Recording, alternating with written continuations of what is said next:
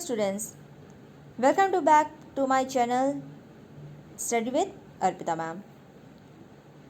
We are covering class 12 political science first chapter of the contemporary world, that is the Cold War era. आज हम लोग cover करने जा रहे हैं the first topic of this content, that is arenas of the cold war. इसके पहले की जितने भी टॉपिक्स हैं वो सारे हम लोग ऑलरेडी कवर कर चुके हैं. ओके तो आज हम लोग पढ़ेंगे arenas of the cold war. Arenas का मतलब क्या हो गया? एरेनास मतलब एरियाज. ओके एरियाज जो कि कोल्ड वॉर के दौरान अफेक्ट हुए हैं या फिर प्रॉब्लम में आए हैं. Okay so let's start the topic. The Cuban Missile Crisis that we begin this chapter with was only the one of the several crises that occurred during the Cold War. तो इस chapter की शुरुआती जो है हमने Cuban missile crisis से की है और हमने ऑलरेडी देखा है कि किस तरह से प्रॉब्लम आई है क्यूबा एरिया में और किस तरह से यूएस और यूएसएसआर के बीच की जो लड़ाई है वो उसमें बढ़ गई है. तो क्या ये सिर्फ एक लौता एग्जाम्पल था? Definitely not. ये तो सिर्फ एक एग्जाम्पल है, कई सारे एग्जाम्पलों में से एक एग्जाम्पल है, बहुत सारी सिचुएशनों में से एक सिचुएशन है. ऐसी ही कई जगह और भी हैं जहाँ पर इन दोनों सुपर पावर्स की लड़ाई का असर देखने को मिला है. Okay the cold war also led to several shooting wars but it is important to note that these crisis and wars did not lead to the another world war. तो cold war के बीच में जो इन लोग का झगड़ा हो रहा है दोनों सुपर पावर्स का, उसके वजह से कई सारी कंट्रीज़ जो हैं वो वॉर सिचुएशन में आई है, उनके बीच में लड़ाइयाँ हुई है. लेकिन चाहे जितनी भी लड़ाई हो जाए ये फाइनली कंटेंट क्लियर था कि वो वर्ल्ड वॉर में कन्वर्ट नहीं हो रही है. ठीक है, यानी इतने ड्रास्टिक वे में नहीं बढ़ रही है कि वर्ल्ड वॉर हो जाए. वर्ल्ड वॉर हमें पता ही कि दो गुट बन गए और उसकी वजह से एक दूसरे से लड़ना स्टार्ट कर दी, तो वो वाली सिचुएशन अभी तक नहीं आई है और कोशिश यही है कि ना आए भी. The two superpowers were posed by direct confrontations in Korea, Berlin and the Congo and in several other parts. Okay, parts or places.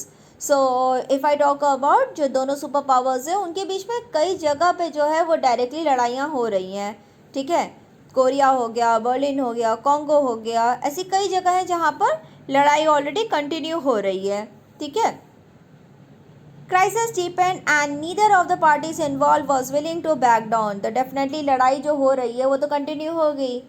क्यों? क्योंकि दोनों सुपर पावर्स जो है एक दूसरे को डोमिनेट करने में लगे हैं. किसी को भी समझ नहीं है, ना अपना दिमाग चलाने की कोशिश कर रहे हैं सब कि चलो लड़ाई ख़त्म करते क्योंकि हमारे लिए प्रॉब्लम है. नहीं, दोनों एक दूसरे को साबित करना चाहते हैं कि हम तुमसे ज़्यादा पावरफुल हैं. तो कोई भी पीछे हटना नहीं चाहता इस लड़ाई से. When we talk about the arenas of the Cold War, we refer therefore to the areas where the crisis and war occurred or threatened to occur between the alliance system but did not cross certain limits. तो जैसा हमने starting में कहा कि arenas of the cold war का content क्या हो गया कि वो एरिया जहाँ पर कॉन्फ्लिक्ट की सिचुएशन आई, वॉर की सिचुएशन आई, कई जगह पे सिचुएशन थी, कहीं पर लगा कि धमकी जैसे कि अगर नहीं मानोगे तो तुम पे अटैक कर देंगे, वो वाले कंडीशन हुई.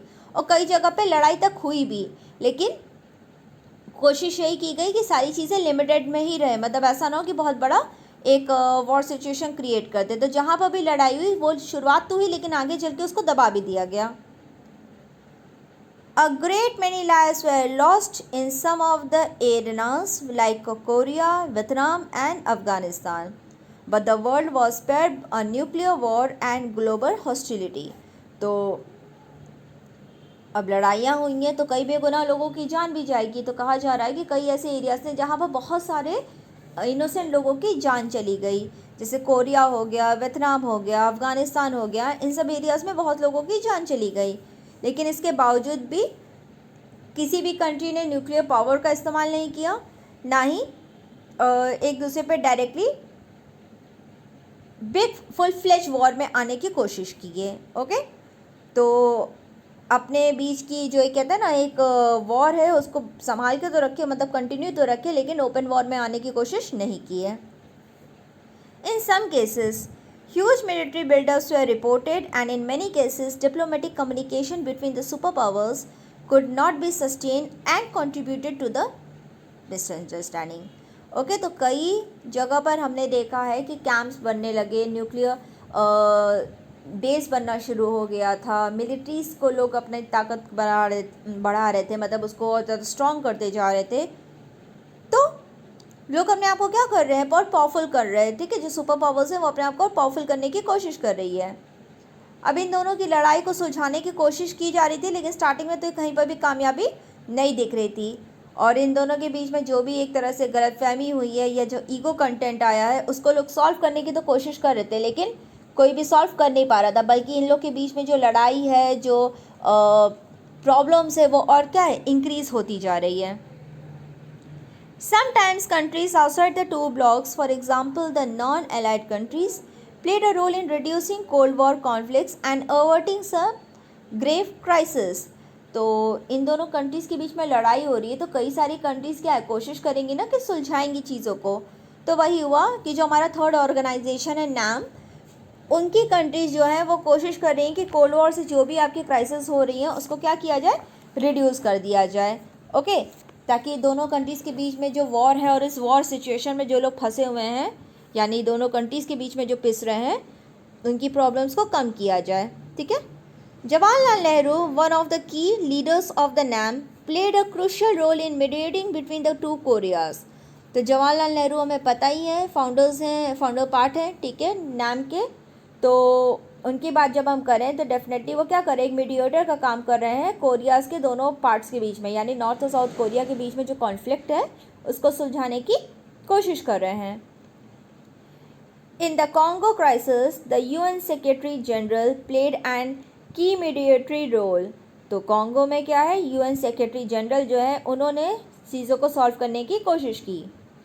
Bye and large it was the realization of the super powers part that the war by all means should be avoided that made them exercise restraint and behave more responsibility in international affairs.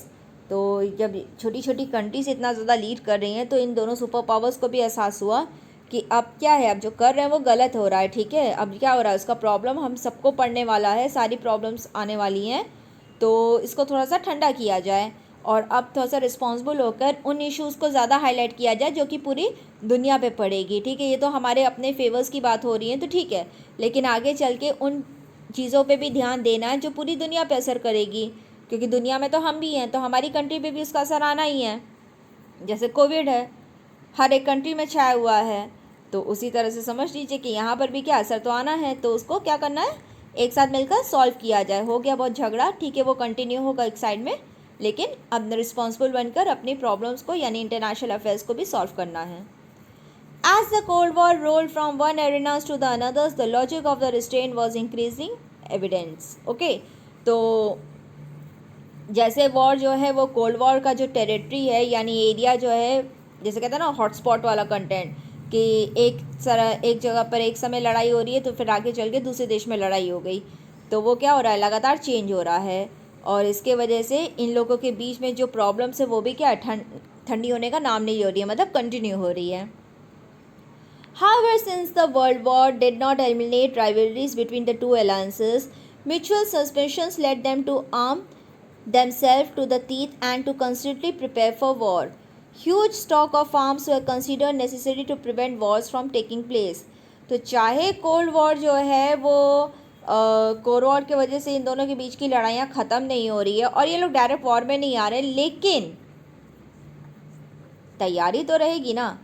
तो तैयारी क्या है कि किसी भी समय पे हो सकता है जो दूसरा पार्टी है, जो दुश्मन है, वो क्या है, वो हम पे चुपचाप वार कर सकता है, ठीक है, अटैक कर सकता है। तो इसके लिए हमें प्रिपेयर रहना होगा और इसलिए उन्होंने बहुत बड़ा सम जो है उसको क्या कर रहे हैं, अपने आर्म्स फोर्सेस में, अपने बंदूकों इन सब में लगा रहे हैं कि आगे चलकर अगर जो है ज़रूरत पड़ी तो हम इस्तेमाल कर सकें। लेकिन मेनली क्या है कि अवॉइड करने के लिए कि हम अगर बहुत ताकतवर रहेंगे तो सामने वाली कंट्री भी डरेगी हम पे अटैक करने के लिए, क्योंकि उसको पता है कि हम भी उसका क्या कर देंगे, नुकसान कर देंगे।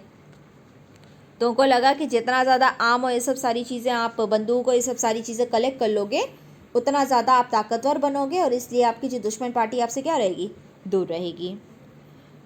The two sides understood that war might occur in spite of restraint. Either side might miscalculate the number of the weapons in the position of the other side. They might misunderstand the intention of the other side. So दोनों countries जान रही है कि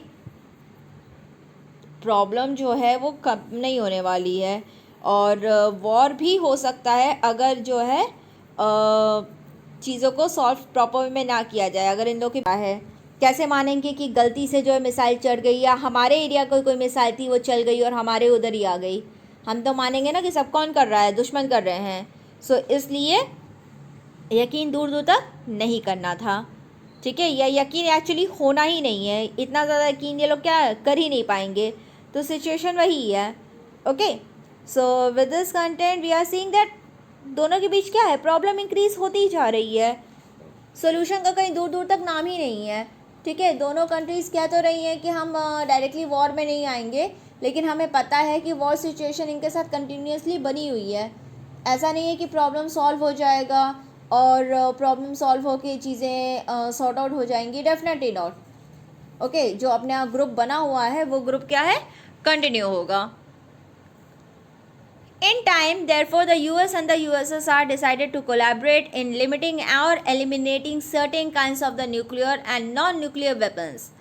तो जब situation इतना ज़्यादा drastic हो रही है और पता है कि दोनों कंट्रीज एक दूसरे के साथ एक दूसरे पे हावी होने के लिए बहुत ज़्यादा वेपन्स का इस्तेमाल कर रहे हैं या बना रहे हैं, तो एक समय आया कि चलो आपस में बैठ के मशवरा करके फाइनली डिसाइड किया गया कि कुछ न्यूक्लियर वेपन्स को या नॉन न्यूक्लियर वेपन्स को क्या कर दिया जाएगा, हटा दिया जाएगा, ख़त्म कर दिया जाएगा, ठीक है। लिमिटेड अमाउंट पे ही रखा जाएगा।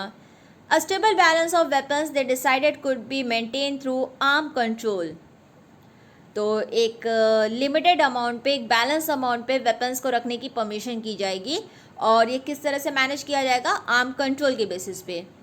Starting in the 1960s, the two sides signed 3 significant agreements within a decade. These were the Limited Test Ban Treaty, Nuclear Non-Proliferation Treaty, and the Anti-Ballistic Missile Treaty. तो आर्म कंट्रोल करना था तो उसके लिए क्या किया गया, 3 एग्रीमेंट बनाए गए, ठीक है, जिसके बेसिस पे लोग क्या कर सकते, अपने और अपने साथ जुड़ी हुई कंट्रीज़ को बाउंड कर पाते कि उनको क्या करना है, लिमिटेड वेपन्स को यूज़ करना है। बहुत ज़्यादा वेपन्स को आप इस्तेमाल नहीं कर सकते, ना बना सकते हैं, यानी नंबरिंग क्या करनी है, आप लिमिट कर देनी है। Okay, thereafter the super powers led several rounds of arm limitation talks and sign several more treaties to limit their arms. तो अब क्या हुआ, सुपर पावर्स को अब इसके लिए मीटिंग कंडक्ट करानी पड़ेगी ना, तो बहुत सारी मीटिंग्स हुई ये समझने के लिए कि कितना वेपन्स होने चाहिए, किस तरह से लिमिटेशन इम्प्लीमेंट करना है, ठीक है। आपस में बात करना पड़ा अपने ग्रुप के साथ, सामने वाले ग्रुप के साथ, और उसके बाद जब फाइनल चीज़ें होने लगी तो किस तरह से एक एक से को मना कर ट्रीटी को साइन करने के लिए एग्री करवाया गया। Okay, so for today this much only. हमारा नेक्स्ट टॉपिक है challenge to the bipolarity. Okay, so हम अपने नेक्स्ट वीडियो में उस टॉपिक को कवर करेंगे। If you like my channel please subscribe, like the video as well as share with the others. So we will continue our next topic in our next video. Till then, good day everyone.